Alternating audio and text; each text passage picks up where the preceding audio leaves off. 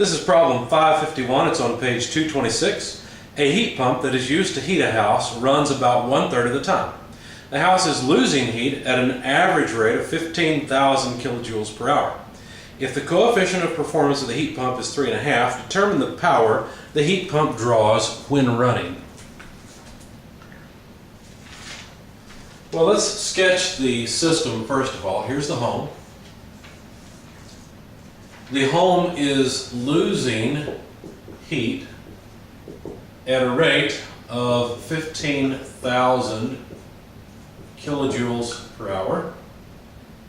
The heat pump compensates for this loss to maintain the temperature in the house constant, and the coefficient of performance of the heat pump is 3.5. Now, for this heat pump to actually pull in thermal energy from the outdoors, we have to put work into it. Remember, the Clausius statement says you can't get heat to flow from cold to hot without moving it there, without pumping it, without using some work. Now the question is, what is the power flow rate to this heat pump? Now the solution is to go through the coefficient of performance, since that's what's given.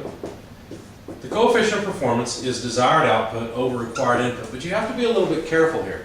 The coefficient of performance for a heat pump is very different from the coefficient of performance for a refrigerator or an air conditioner. The reason for that is because the desired effect or the desired output is different. Notice that basically what this thing is going to do is it's going to draw thermal energy from the outdoors, so here's outdoor air at some low temperature TL, and move it up, pump it up, to the temperature of the air in the home. So basically we're going to increase the quality of the thermal energy that we bring in from the outdoors. And now, is the goal of this to cool the outdoors? Because effectively that's what's happening, right? You're extracting thermal energy from the air. Is that the whole purpose? Is to extract the energy from the air? No, that's not the goal. The goal is to pump energy into the home at Q dot H. That's the goal of this system. So this Q dot here is not Q dot L, it's Q dot H, because that's the desired effect. Okay? So now to calculate the power requirement, let's do it up here. Power requirement W dot, it would simply be, let's see, the heat flow rate divided by the coefficient of performance of the heat pump. Now, if we're going to maintain the temperature in the house constant, then the rate at which we pump heat into the home must be equal to the rate at which the home loses heat. It's kind of like having a hole in your boat and pumping water out. If you want to keep the boat afloat, you better pump the water out at least the rate that it's coming in at. So let's see.